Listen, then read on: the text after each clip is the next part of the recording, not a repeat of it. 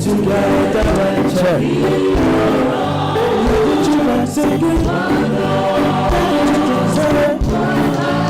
Happy dance and praise to the Lord, and I will feel singing. Let's all get together.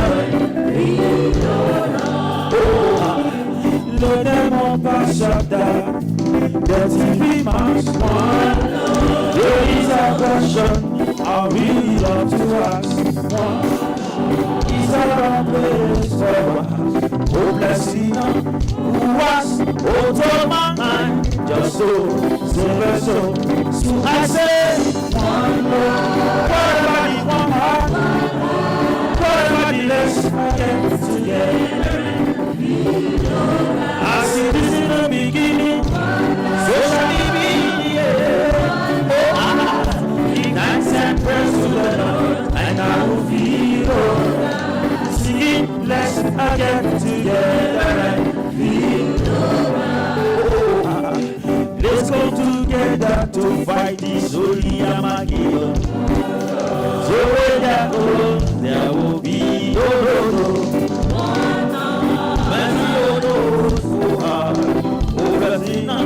There is so high praise from the Father of creation. So I say,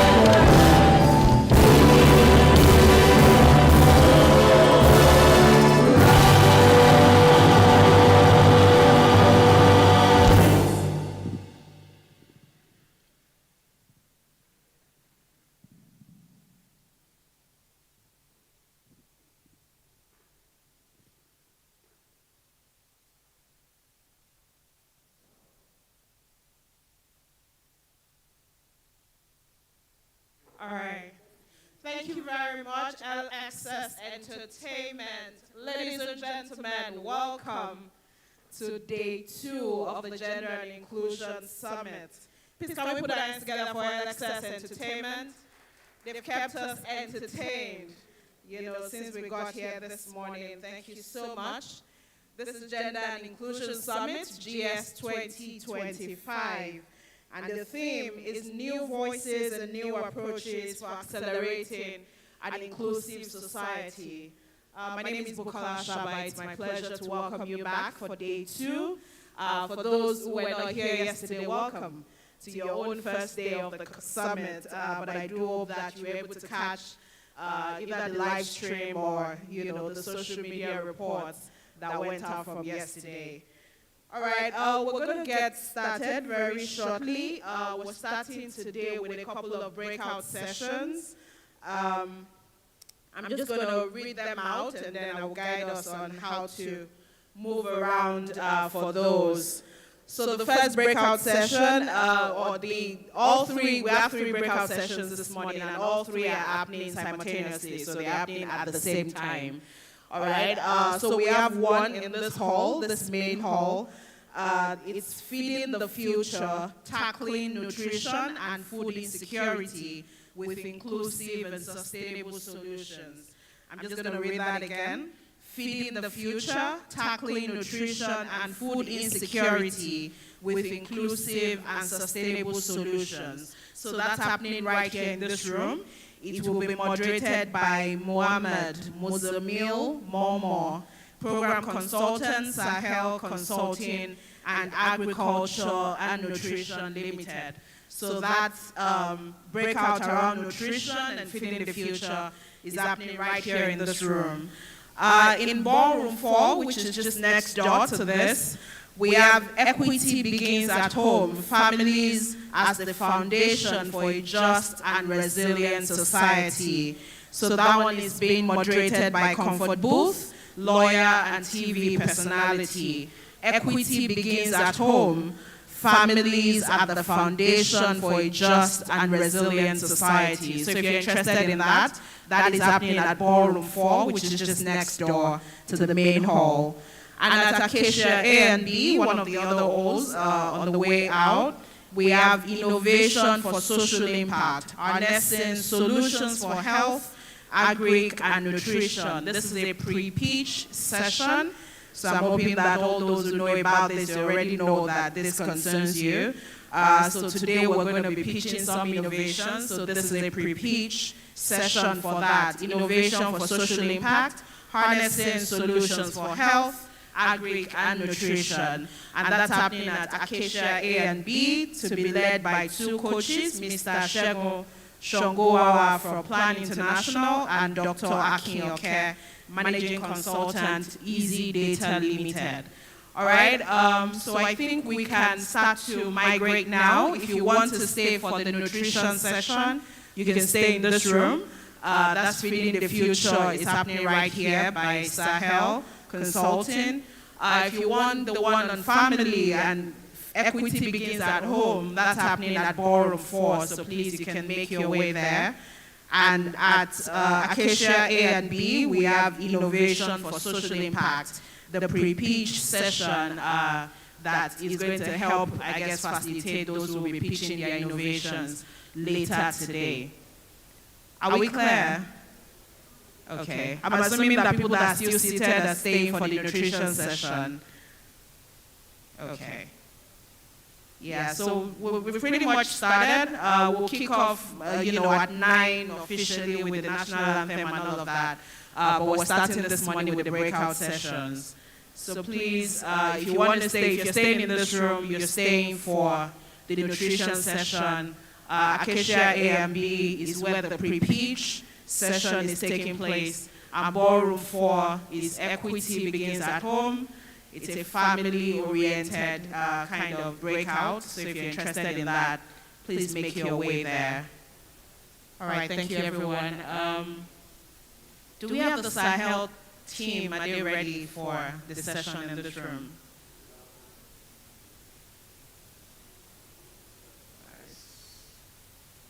Oh, you're here, okay. All right, ladies and gentlemen, please help me welcome Muhammad Muzamil Momo, Program Consultant, Sahel Consulting, and Agricultural and Nutrition Limited. Can we please put our hands together for him as he makes his way to the stage, and we'll invite the other panelists. Please, can we clap? It's a little early, we should have some energy. Thank you so much.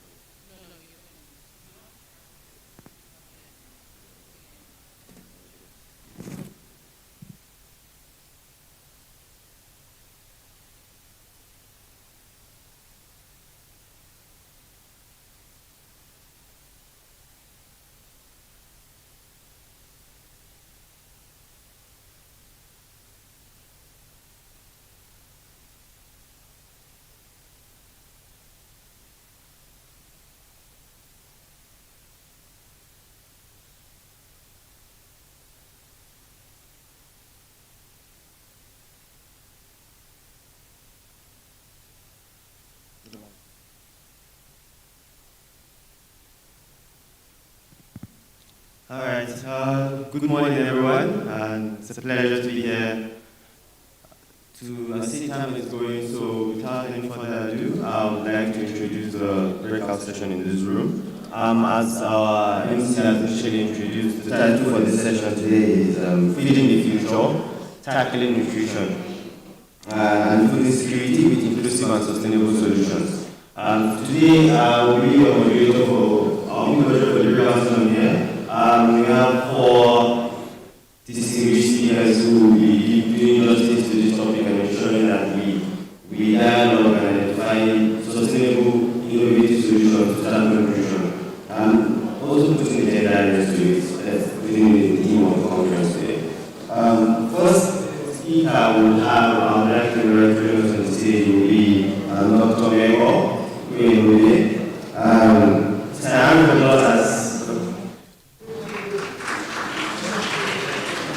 Thank you very much. I just got informed that the committee is not here, so I'll move on to the next speaker.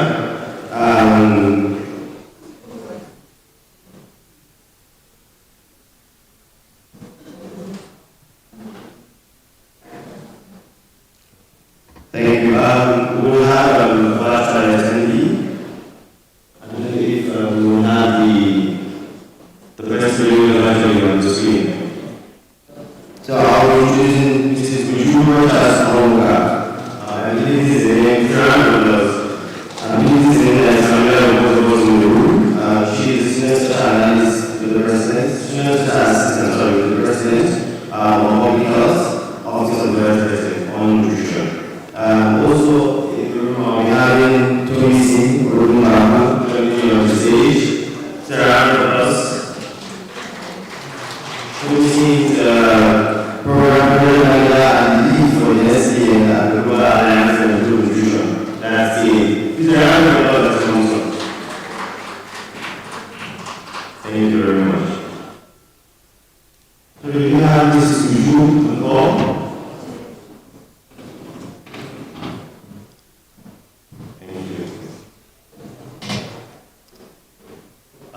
We have two additional speakers who will be joining us later on, Dr. Nego, who is the founder, the Open and Children Foundation, and also Osenega Oroko, who is the CEO and President for Shiva Africa. Thank you. Mrs. Kuju, just confirm if you can hear us.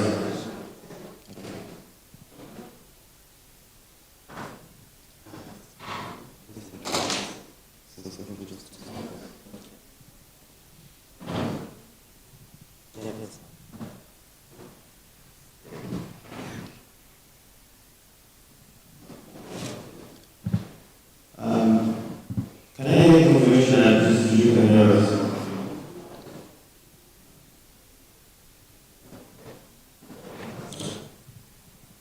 Okay.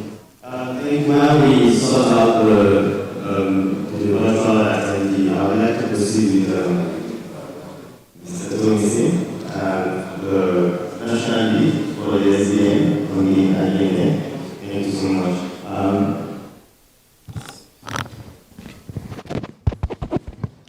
All right, yeah. Thank you so much for joining us today. While we wait the other speakers joining, let's kickstart the conversation. Feeding the future, tackling nutrition, identifying sustainable solutions for improved nutrition. It's not.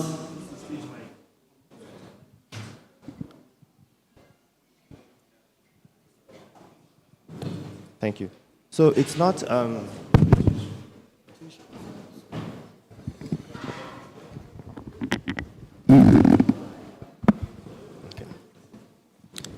So, nutrition is not something new to us, and we're also here for,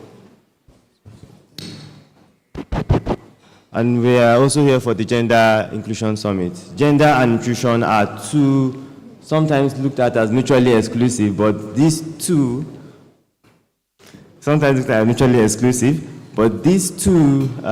elements of the food systems are very important for any national development, whether in the health sector, in the nutrition sector, or the agricultural sector. Before I put forth my first question, I would like to introduce Dr. Mego Mikuinobu, who has joined us here. She is the, thank you, a round of applause, please. Thank you. Dr. Mego is the lead and founder for Lead Oak Women and Lead Oak Women and, just let me get that, and Children Foundation, thank you. So, thank you, Mr. Thomason.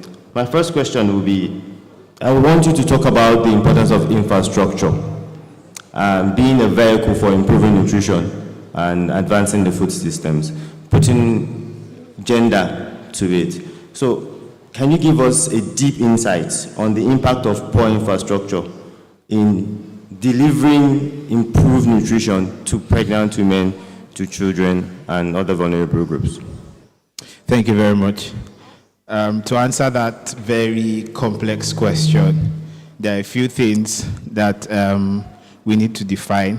But before we define them, I'd like to maybe give a brief introduction for the organization I work for and the initiative I lead. The Global Alliance for Improved Nutrition is an international non-governmental organization based in Switzerland that focuses on improving nutrition for population globally, and we are working to improve nutrition for about 1.5 billion people. And we are doing that in alliances with the private sector, with government, civil society. And one of the programs at the Global Alliance for Improved Nutrition that I lead is the Scaling Up Nutrition Business Network, which mobilizes the private sector to investing in best practices that enhances access, availability, and affordability of nutritious food. Now, coming back to your question about the importance of infrastructure to delivering nutrition and food security for pregnant.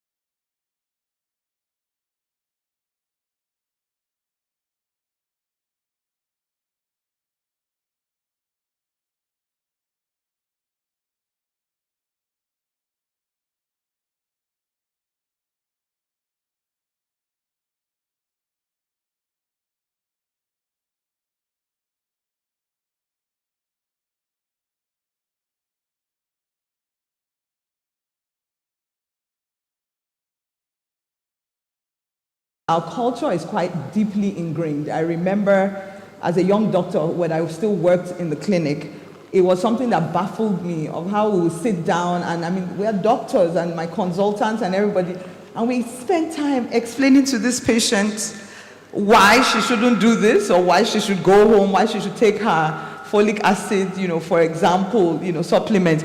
And she goes home and her grandmother says, no, don't take it, it's going to cause jaundice for the baby. And she goes home and doesn't take it.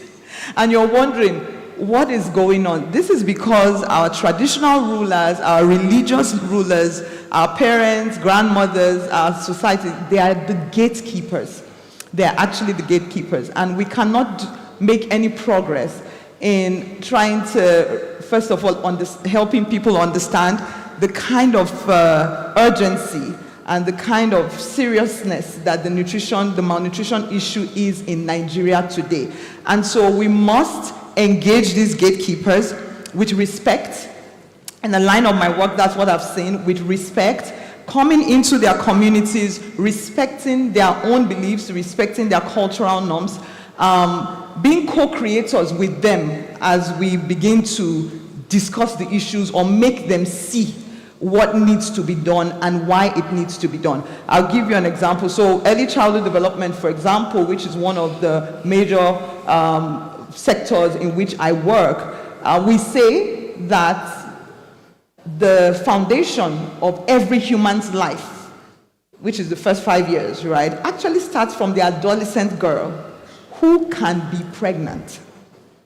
And so early marriage, like you just raised, which is still practiced, unfortunately, in many parts of Nigeria, adolescent marriages of young girls, has such a negative impact we have up to 33% of children who will be born to adolescent girls already going to be stunted. Just pause for a bit for that number. And before you wonder, okay, stunted, what's the big deal about that? Stunting, which is caused by malnutrition, by age 2 is established. And that means that you have both weight issues, so maybe the child is born low birth weight, the child is born with some childhood morbidities, but more importantly, there's irreversible cognitive damage. That is irreversible damage to the brain. That, guess what, except by a miracle, if that child is stunted by 2, can never be reversed for life. So I want us to think about that for a moment. It's not just noise that we're making. We're saying that that child may never have the opportunity to reach full developmental potential just because in the first 2 years he didn't get, or he or she didn't get what they needed because of malnutrition. And this, for example, for adolescent, if an adolescent girl is going to have a child, 33% of those children are already doomed to come out as stunted.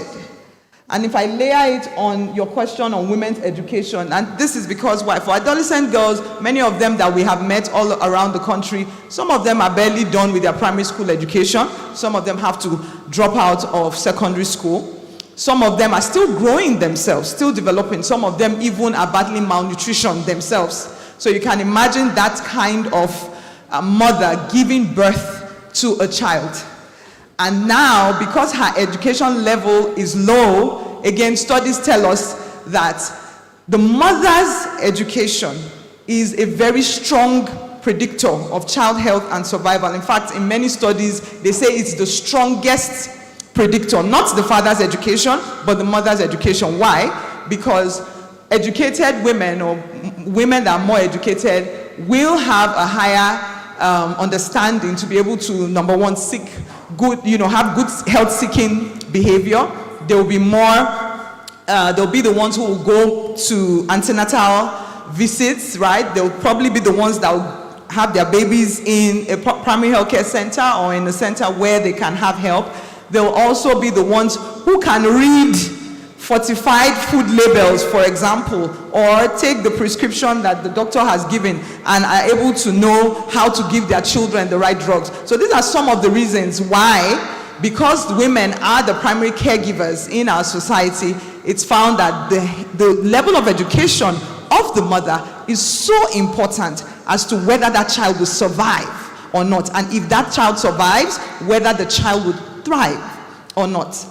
And if you see what happens between the first 5 years of a child's life, where you think, oh, it's just growing, but really the foundation is being set for everything. We say that if you can change the beginning of the story, you can change a whole story. Because the first 5 years of a child's life is the make or break period in a child's life. And all these cultural norms we talk about, whether it concerns, child marriages, or it concerns our beliefs around food. That's another one, whether you don't give an egg to the child so that the child will not steal, or whether the colostrum. So colostrum is the first breast milk that comes out of the breast when the mom starts lactating for the first couple of days, and it's so packed with so many nutrients, like it's the best. But guess what? In some parts of our country, they're told, oh no, that's bad for the baby, so don't give the baby in that time.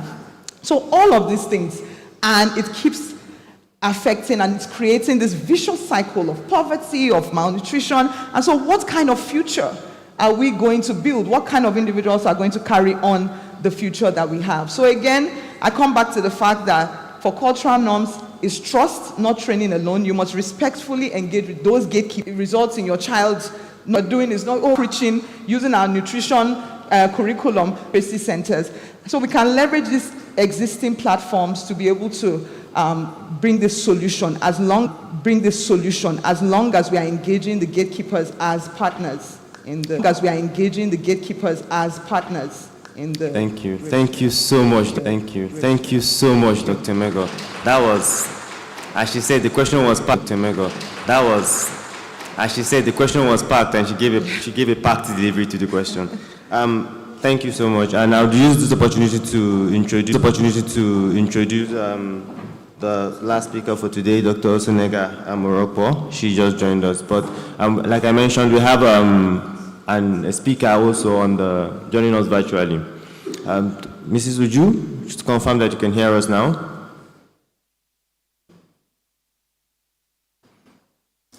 So while we make that confirmation, thank you so much again, Dr. Mego. She spoke about the vicious circle, and I like the way she ended that, getting into the vicious circle. I want to put a picture to this vicious circle.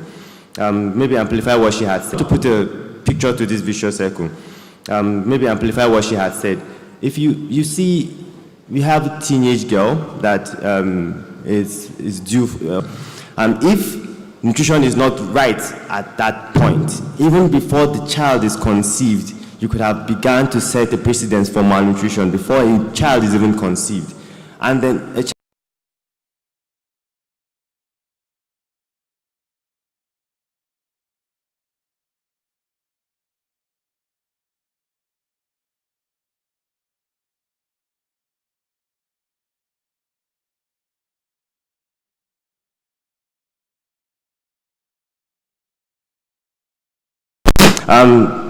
Mrs. Uju, do we have you on the call now? Okay. So while that is being sorted, we'll move on to Mrs. Osunega. Thank you for joining us. So we've spoken about infrastructure and how it links to improving nutrition, and as you came in, you had Dr. Meg also telling us about the importance of cultural systems and how they also influence nutrition and how they influence women of reproductive age. I would want you to talk to us a bit more about innovation. Looking at your role, your role as working under the TGI group, also currently as the president for Shield Africa. How important is innovation for improving nutrition? And one innovation I can maybe put into set the tone for this discussion, looking at fortification, for example, and how it has been useful as a vehicle to drive nutrition for vulnerable populations, women, children, and other different kind of vulnerable groups. Please shed more light into this for us, and maybe as you do that, you could tell us the importance of data also for nutrition. Thank you. Okay, thank you once again for having me. First of all, I must commend the PIC for such a wonderful setup this year. This is looking really beautiful. Very well done to Dr. Sui and the entire PIC team. So when we talk about innovation and how specifically this contributes to improving nutrition, the truth is that the importance of innovation cannot be overemphasized and should not be underemphasized.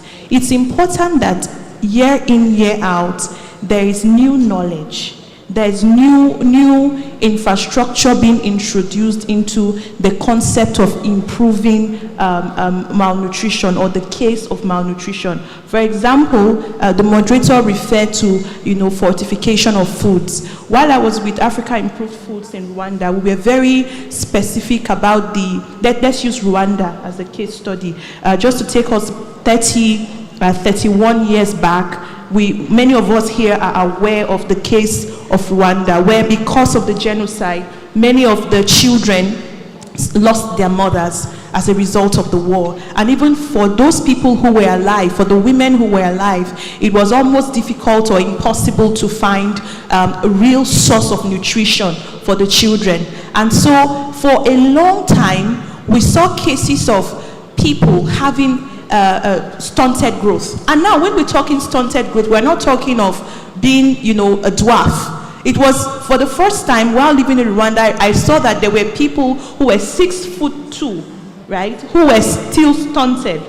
Because you would ask a 6'2" tall man, what is a simple topic? Maybe what's the direction to, let's say, Kinyarwanda or how do you speak this language, or how do you do this? And the person is just staring at you. And you're wondering, but what I asked you is really simple. So why aren't you able to tell me the answer to something as simple as this? That man, that woman is stunted. And it started from the problem of his mother, and it started from the malnutrition issues.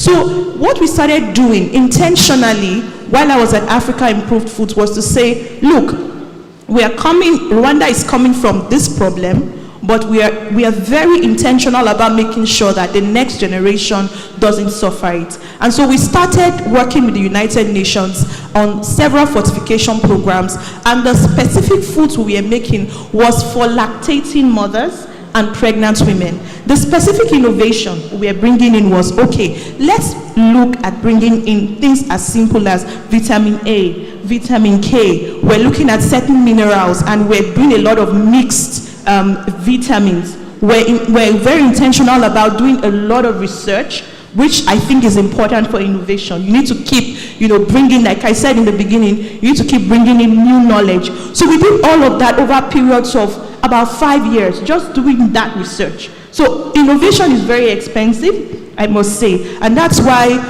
I continue to encourage that in terms of policy formulation, there is enough funding, and in terms of advocacy, we continue to advocate for more funding to be made available for new innovation, which has been backed up by research. So we did all of that, and then what we saw in terms of data was over 90% improvement in iron deficiency, over 95% improvement in night blindness.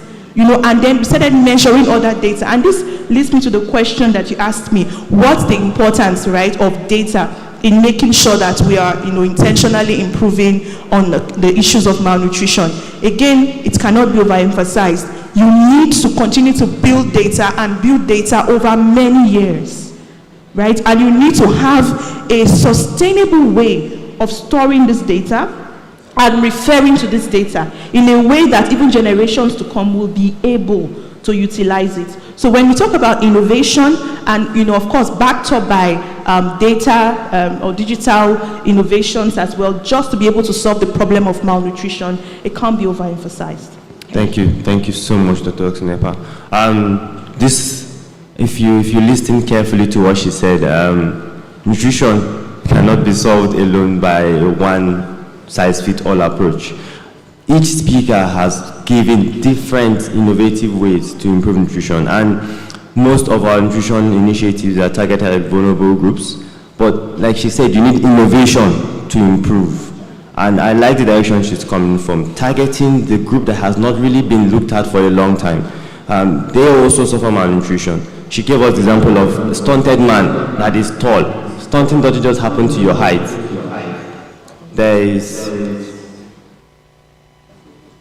Stunting is not just about, sorry, there's an echo. Can I go on? Okay. Oh, thank you. I see Dr. Uju has joined us. So stunting is not about your height, but your mental development also. It's an outcome of stunting at an early age. Thank you so much for joining us, Mrs. Uju. Good morning once again. I would want you to, maybe for the next 5 minutes, give us an overarching link to all that we've been discussing. So we spoke about infrastructure, we spoke about cultural norms, and we spoke about innovation and technology. I want you to put all this into one, in using the policy angle. And your work under the N774 initiative, that's a multi-sectoral collaborative action to improve nutrition across all local government areas in Nigeria. So put this into one and tell us how important is policy for improving nutrition. Thank you.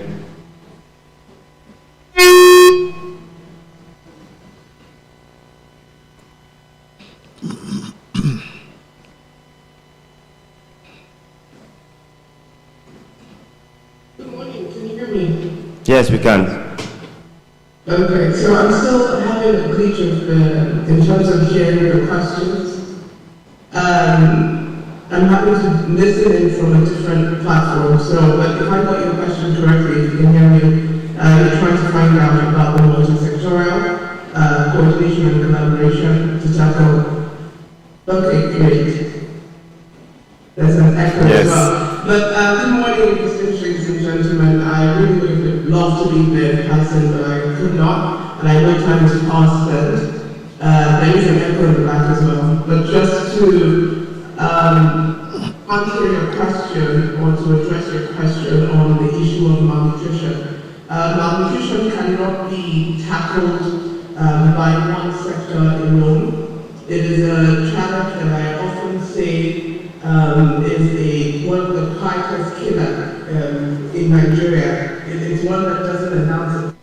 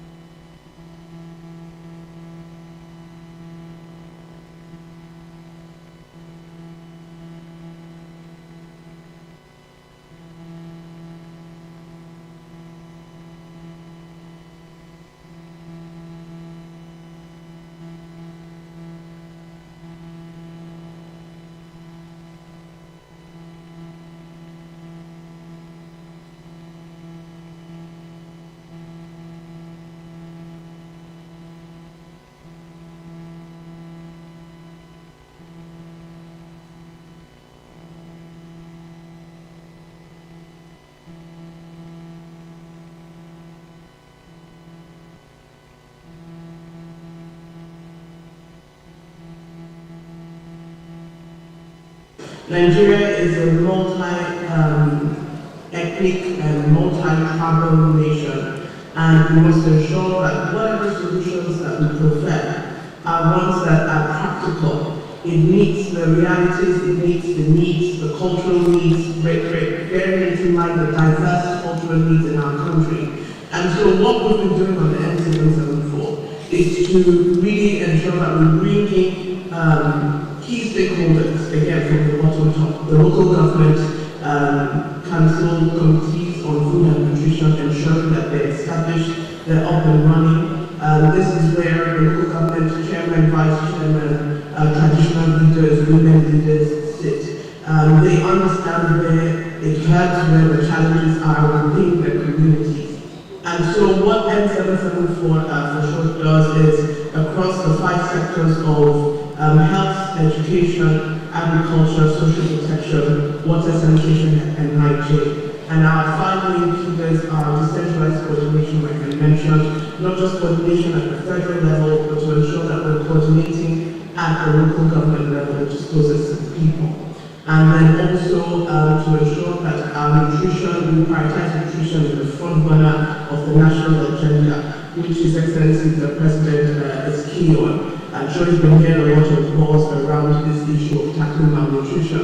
So beyond that is also to see how do we advocate to the state governors. And we started that with specific asks. There's the Nigerian Governors Forum that's working in a coordinated effort on what we have as the National Nutrition Scorecard, which tells every state how it's doing. And so I heard one of the speakers mention about data, and which is key. That's what helps with informed decision making. There's also the fact that there are so many interventions across nutrition. It's a multi-sectoral issue, like I said earlier. But how can we prioritize these interventions to make sure that we're having the best buy, we're putting the money where it matters the most, and where it will give the highest value of results. So what we're doing here is, like I mentioned, across the 5 sectors, we've prioritized interventions that are seen to be as the best buy. Financing is also one of the pillars, as well as the big elephant in the room. So, as you're all aware, there's a lot of cutback from foreign aid, international foreign aid, but to see how Nigeria, which is a country that's so richly versed in natural resources and human resources, how can we improve our own domestic financing? Again, this comes from budget appropriation, but beyond the appropriation is the release of these funds. Again, that's where the Nutrition 774 initiative comes in. Going state to state, LGS to LGS, holding our leaders accountable. And this is where, as citizens, you also have the right to ask us as leaders, to ask our leaders, where have these funds been put in? Have these funds been released? Because nutrition is linked to, it's the foundation, right? It affects the cognitive development of a child, and we need to ensure that if we have this together, it will link to the workforce productivity of our nation and the growth of our nation by extension. So it's really an initiative that we're moving together, again, like I said, with the support of development partners, the civil society organizations, academia. One of the speakers mentioned about the cultural nuances, the norms around early marriages. Again, this is where it comes in, the traditional rulers. They hold the influence, right, to ensure that, and they're often listening to not just traditional rulers, but religious leaders as well, so that they understand the essence, the importance of tackling malnutrition in a very coordinated manner. And that's what the N774 does. There's a lot of information out there on this. Again, for us to tackle this issue, everyone must come on the table. The people, it's a people-centered initiative that holds government accountable for the actions and the promises. So we're hoping that in recent times we'll be able to see the numbers drop with the coordinated effort. And currently the policy is being reviewed with the multi-sectoral plan of action to take into consideration the evolving times and to make sure that our policies are implementable and that they speak to current realities.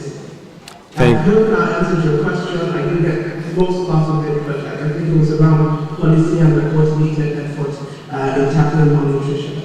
Yes, thank you so much, Mrs. Uju, and you answered it perfectly. I can see you speaking, but I can't hear you. Okay, thank you so much. Okay. Yeah.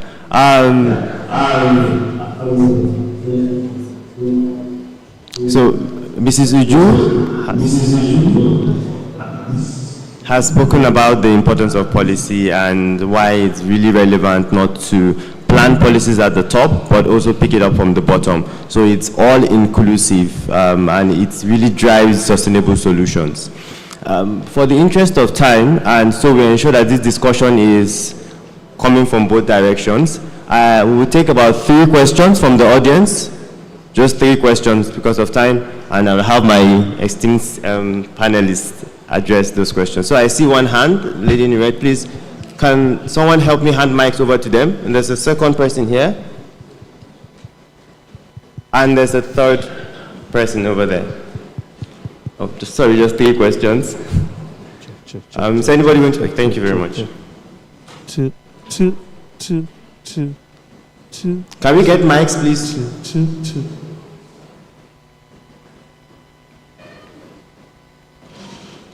Yes. Thank you.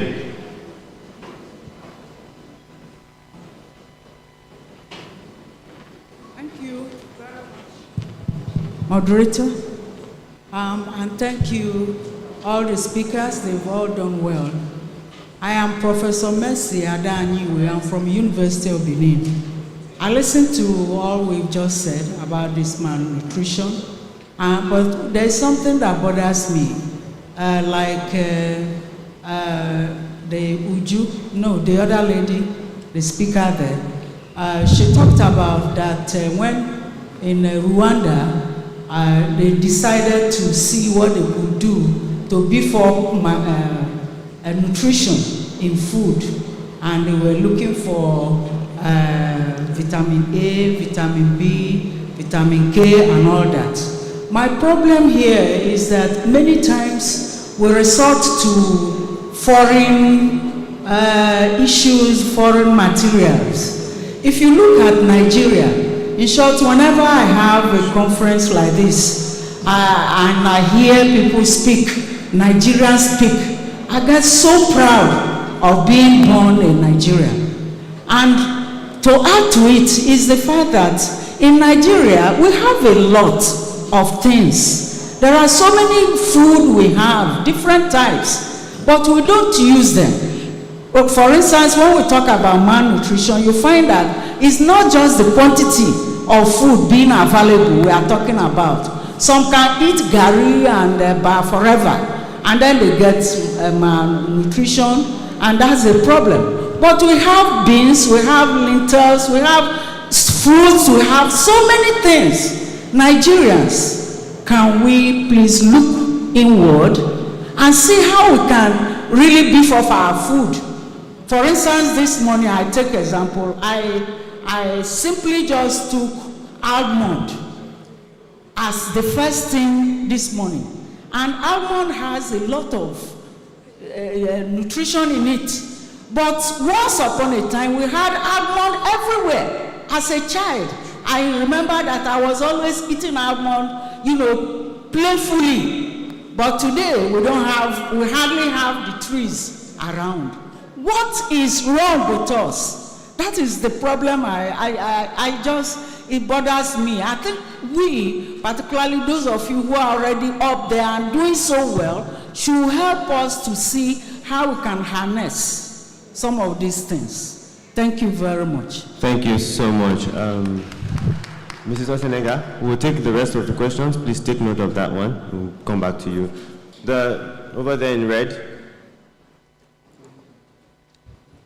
Okay, thank you. My name is Elizabeth Issa. Thank you to all the speakers. I just want to speak to the innovation part on malnutrition. From my experience on the field, there are a lot of pregnant women and, let's say, breastfeeding women who tend to seek services, sometimes not from the PHCs, not from the tertiary hospitals, but from TBAs, traditional birth attendants. And also, these people, for them going there is maybe because the PHCs, the tertiary hospitals are distant for them. And also, they can't afford to transport themselves to those places. So they miss out on some of these innovations. It's just like let's say a contribution that we should just look into that aspect, especially here in Nigeria. It's very common. I did a study and it showed that about 39% of the pregnant women that we tested in 5 states, about 500 plus, 200,000 plus were from TBAs. And it shows that, yes, they actually do patronize the traditional birth attendants, and it will go a long way for us to pass our innovation, at least to that extent. Thank you. Thank you so much. And Dr. Mego, I think I will direct this question to you. Okay. But let's take the third question. Okay, good morning, everyone. Good morning. Thank you to all the speakers. My name is Dr. Jamila, and I'm a nutrition specialist. There's a lot on my mind, and a lot have been spoken about. Thank you to the professor who brought, he talked about innovation and finding local solutions. And when you talk about malnutrition, most people look at undernutrition. But in Nigeria, we're burdened with, there's a triple burden of malnutrition. We have undernutrition, we have, micronutrient deficiency, and we have overnutrition as well. And I think, coming to what Professor spoke about, having to look for local solutions instead of depending on bringing in micronutrient powders and all of that.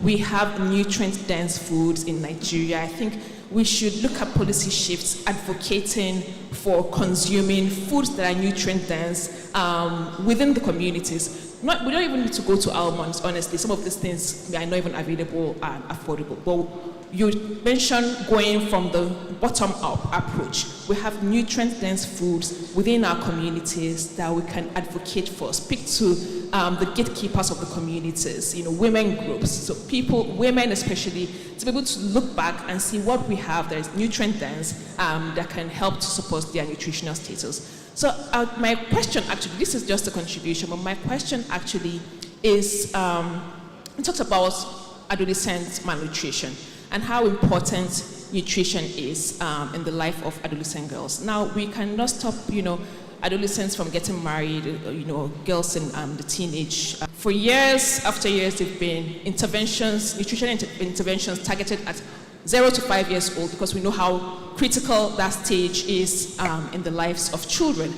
But then again, look at the adolescent girls. We know that a pre-pregnant, malnourished adolescent girl is most likely going to give birth to a malnourished child. And the circle of malnutrition, disease, and infection continues. Now, what do we do as a society? What are we doing to end malnutrition in adolescent girls? We know how important this is. This is a very target group, and up till date, there's still no nutritional intervention targeted at adolescent girls in Nigeria.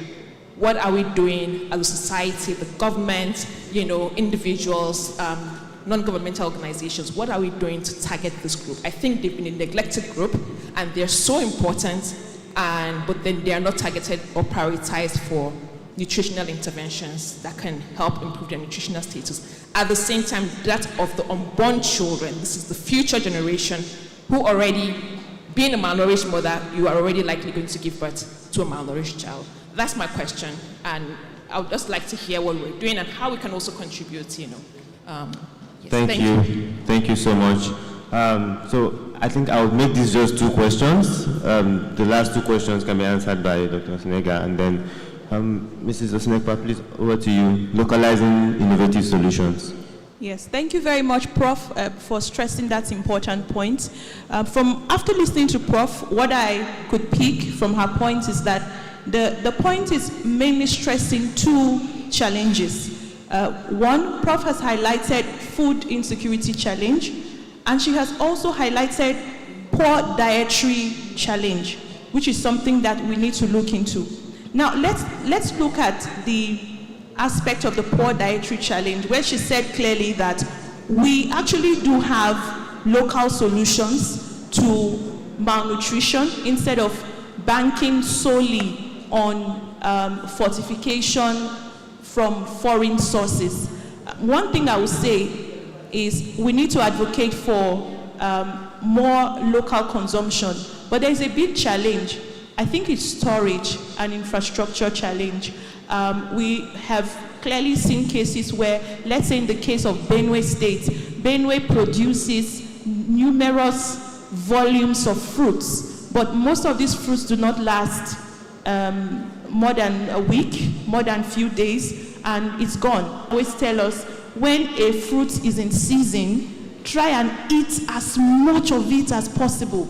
So in our advocacy and in our education to the rural women and communities, we must tell them.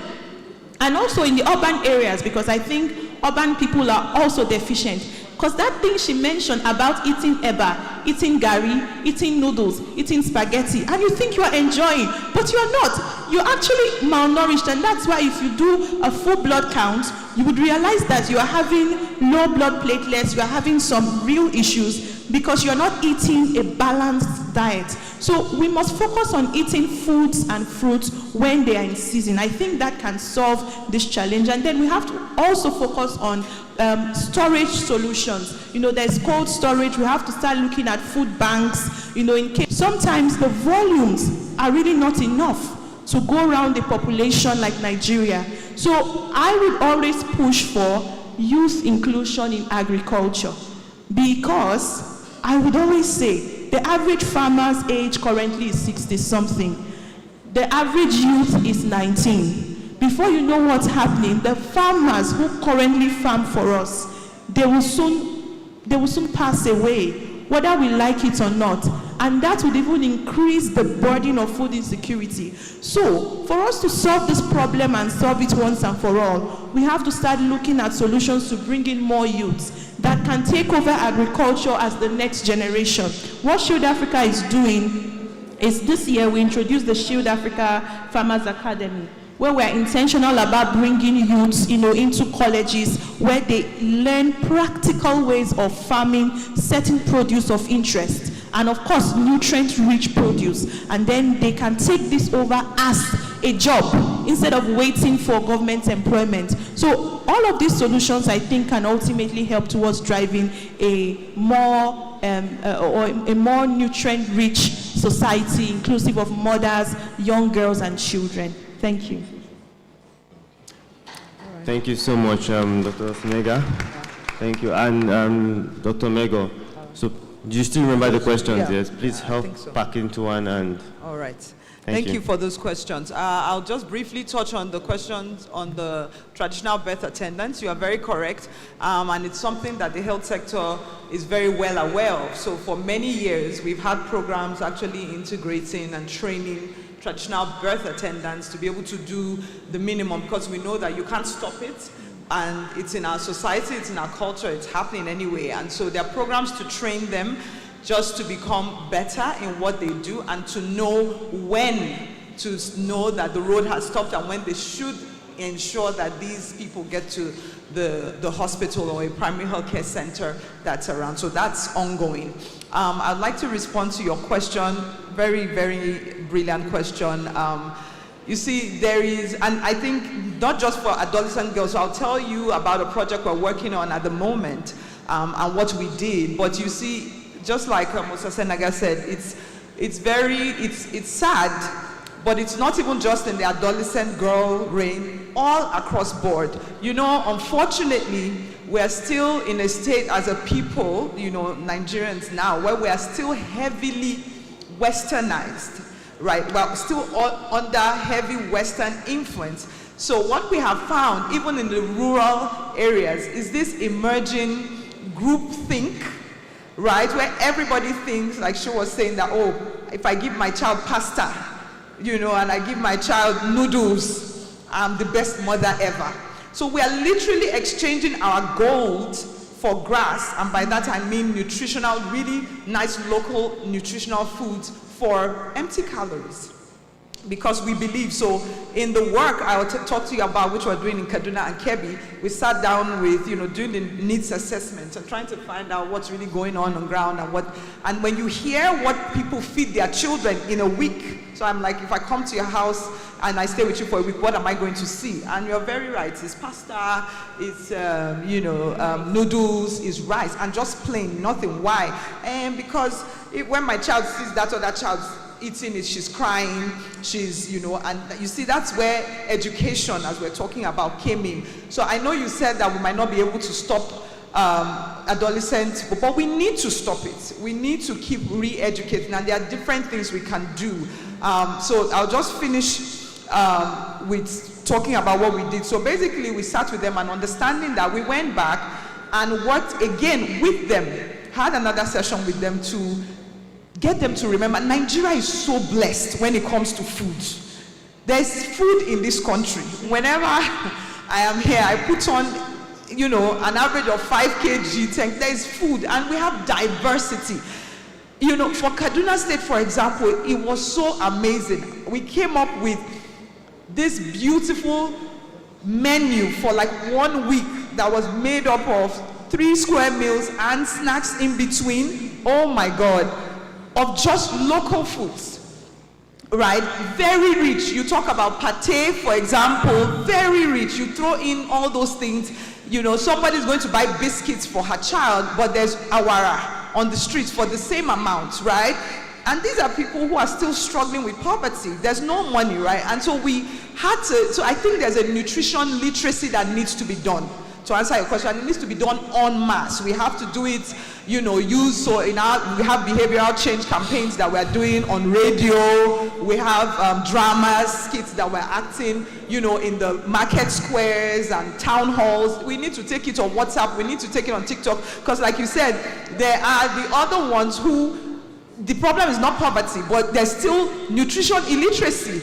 You know, and your child is now eating pizza and all of that. Again, it's empty calories. So we need to re-educate ourselves as a society and remember what we have. When we listed all the foods that were found in Kaduna State and in Kebbi State, locally found and made, it was amazing. Like the list was endless. And we're able to put together this menu that they were very happy to have. So they don't have to think again, what can I make? But we did it with them. The answers lie with the people, but we had to show them that this is not helping your child, it's actually killing your child, and we have to change that. And when they understood that, we could work together to create that. We didn't stop there. We had to do home gardening trainings, for example, because people tell you, oh, well, where can I get this? Or I cannot afford this. And they also found out that spinach, for example, they learned will grow in 1 week if you just planted it in a little container in your house, right? And so we got all those trainings. So these are the kind of things that we need to mainstream. And as a people, we need to be talking about it. How you eat, even amongst the elites now, we're seeing higher cases of diabetes and all sorts of things. It's like we're on that other spectrum, we're eating ourselves to death, right? But there's a way to eat.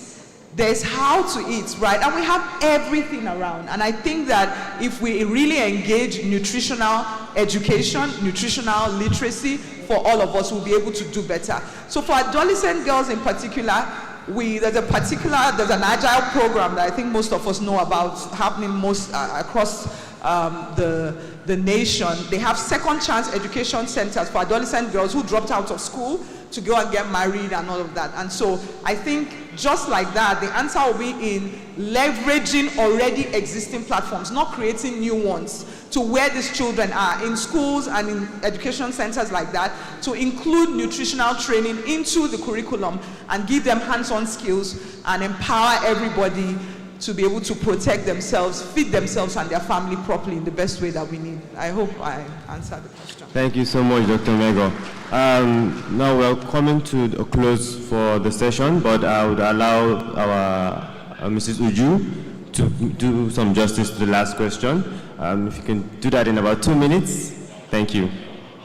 Yes, I'll do that in 90 seconds. Thank you. So the last question about tackling this issue of malnutrition in adolescent girls. You're absolutely right. Targeting adolescent nutrition is actually the smartest generational investment that Nigeria can make in the roles of PCL babies who will eventually become mothers. And again, there's always room to do more work, but just to inform you that there's one ongoing with the Federal Ministry of Health where iron and folic acids in partnership with the Ministry of Education are being supplied to these young girls again through the school platform. The NNS, the National Nutrition Scorecard, one of the indicators on there is actually nutrition education, and not to sort of over-repeat what the other speakers have said. Nutrition literacy is key in tackling this challenge. There's something that you will hear about that says that people perish because of lack of knowledge.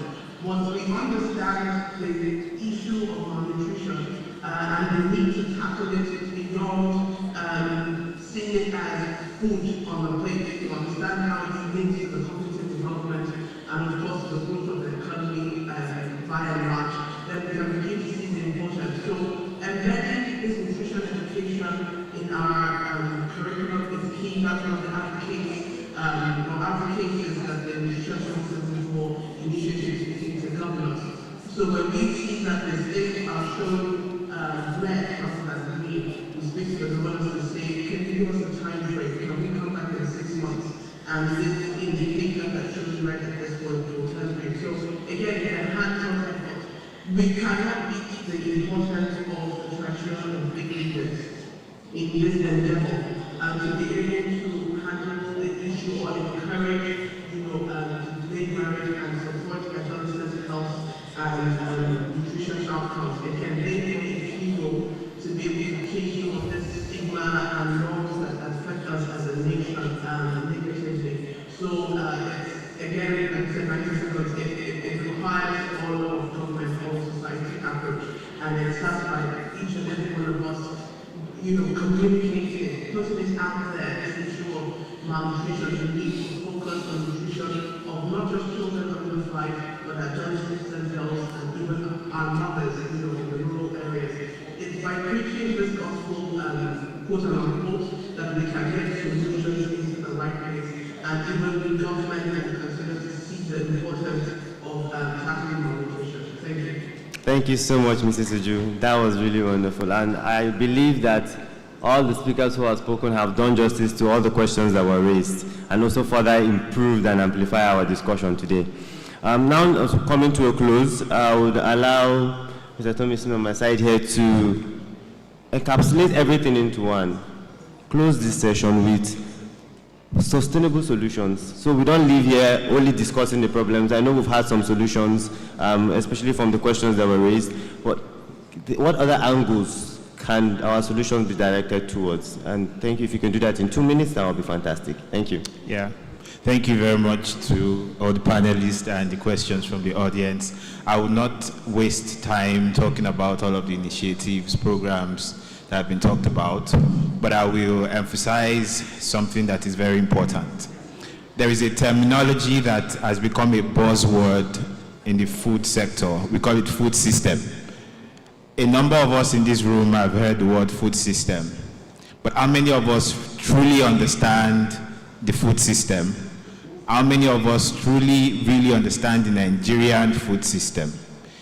When we do understand our food system, we begin to see clearly some of the problems that we face and why we face them. For example, all of the problems that the panelists have talked about. We have a food system that is not prioritizing women.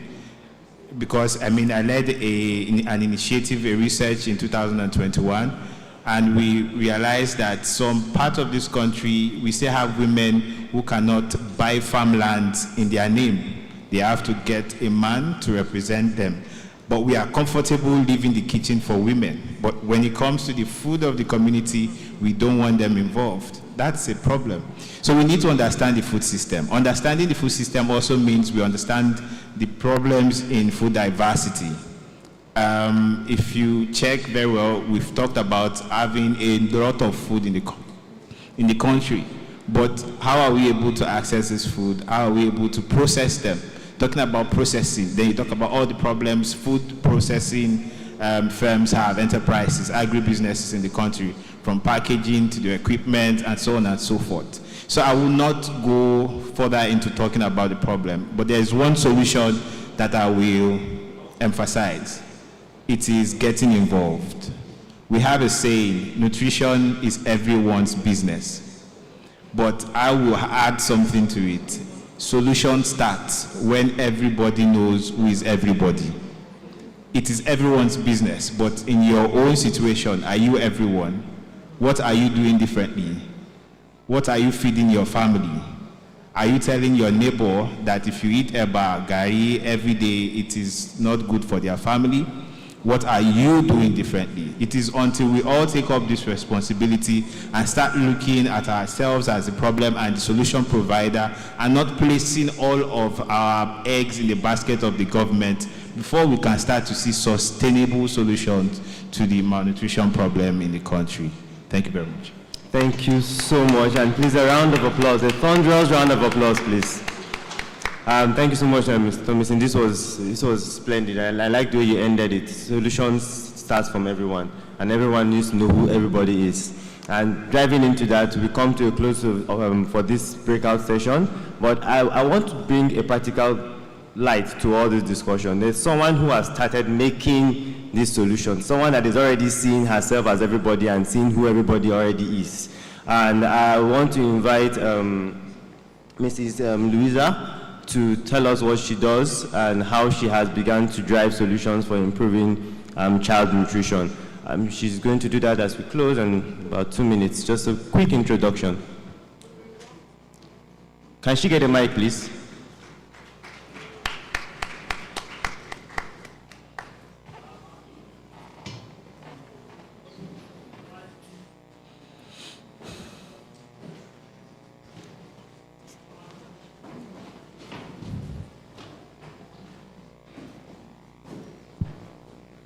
Good morning, ladies and gentlemen. You can come towards the center, ma'am. Standing here is Lizzie Akomoye.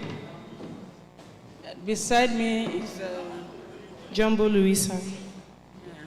We are here to speak briefly on the child's nutrition, which we look at it to be important. 4 years ago, I just looked around my village. I noticed that there was malnutrition everywhere. And I live in a rural area where lack of knowledge is going on. We might have a lot of things there that would have covered up what we are looking for, and we don't know what to do. And money is the problem there. So I came up with an idea to make something we call Tom Brown. And this Tom brand is very nutritious and it's organic up through. There is nothing inorganic in it. It's for the women that may not afford money to go and buy milk or whatever to make the complete classes of food for their children to be healthy. They come on this one because this one is a kind of substitute that they can afford. And there are some items that we use in producing it. We use something like dates, guinea corn, groundnuts, millet, and yellow corn. Then we add crayfish to it. We grind it very well, very smooth, and they use it in place of milk or whatever that they would have buy or they would have purchased with maybe big amount of money. So since I started this business in our area, we can see that there is a change in our area because those days, children were suffering from kwashiorkor everywhere. But if you go to our village now, the children are looking healthy. Families are living very happily. You know, there's no way that you can disturb your husband to give you money because we live in a place that our husband are struggling to have money. So for that, in order to have a peaceful home, I have to go into this. I called some group of women. We came together. We put our heads together. We started a business. And that group now, we call it Women Business Center. And as I'm standing in my village, Thank you, area. Thank you, Mrs. Louisa. I'm so sorry to cut you short, but we are really out of time. And I see the audience already got the impact of what you do is beyond what you can actually watch 5 minutes. Thank you so much. Okay. Okay. Thank you, and this is the end of our session. I think speakers, we can just take a group picture and thank you so much once again. Bye. Please put your hands together for them.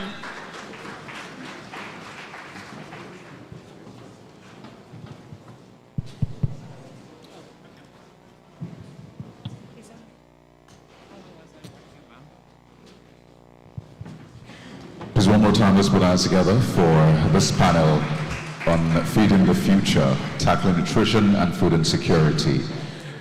How many of us feel full already? We've been fed, right, with that conversation. Amazing. We're going to hand over to LXS now, just to help us segue. But officially, I think it's important to welcome everyone to day 2 of the Gender and Inclusion Summit 2025. New voices and new approaches for accelerating an inclusive society. Yes. Take it away, Alexis Entertainment. Thank you.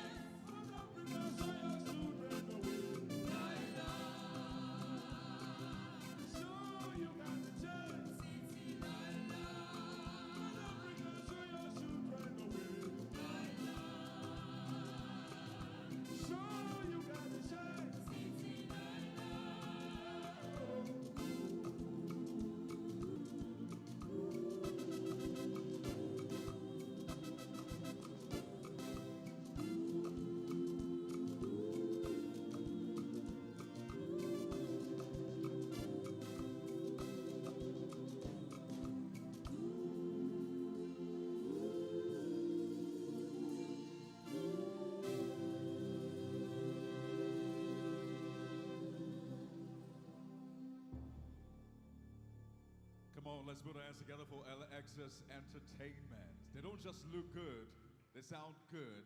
I can even representatives of government, distinguished guests, ladies and gentlemen.